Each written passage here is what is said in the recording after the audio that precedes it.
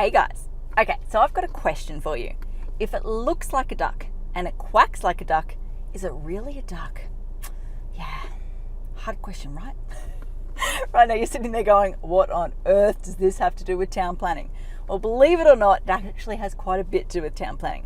See, we've had quite a few people come to us recently with proposals to renovate and extend what they believe is a house. So they're often coming to us going, hey, look, we're extending to the rear. We don't believe we're going to trigger a DA. Can you just confirm that for us? And I look at it and go, yeah, guys, we got a problem. This ain't a house. And they look at it and go, but it's like pre-47 or even sometimes a pre-1911 house. It's the most housey house you can ever get. What are you talking about? And I'm like, yeah, it's a unit. And they're like, what are you smoking? Like, what are you going on? I don't know. And I'm like, yeah. So why is this such a problem? Well, number one, the exemptions that apply to houses don't apply to units. So most of the time you're actually going to trigger an application to council. The kicker, we're not talking like $590 or $1,888 in council fees. We're talking $7,000. Yeah, it's not cheap. And the worst part, the rules and requirements are totally different. So things like, for example, a house, you can often do 70, sometimes 80% site cover, depending on how big the block is.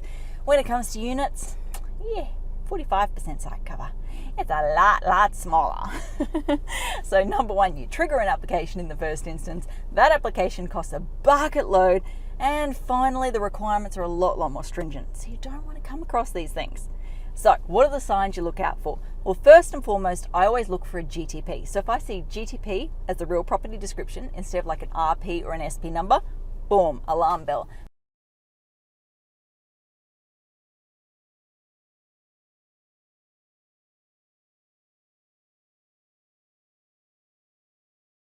That needs to be a sign to go back to the client and go, just wondering, out of curiosity, you don't happen to pay body corporate fees, do you?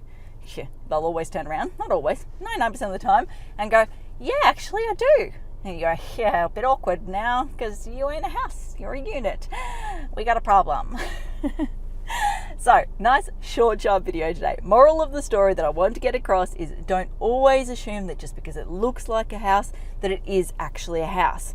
In some instances, it can be a unit and that can totally mess with your plans. So it's always good to check for that stuff up front.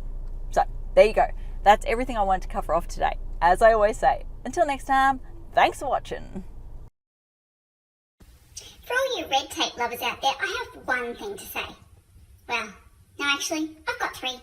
Number one, the advice provided in these videos is general in nature. It's not site specific. You would be a silly Billy to go and make financial decisions based on this advice without first checking with the town planner. Don't be a silly Billy.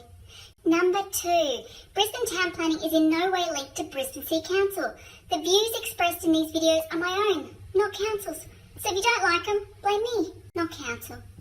Number three, what was my number three? Oh yeah, the views expressed in these videos are accurate at the time of recording. If you're watching this video back 10 years from now, the views may not be so accurate. That's all. Bye.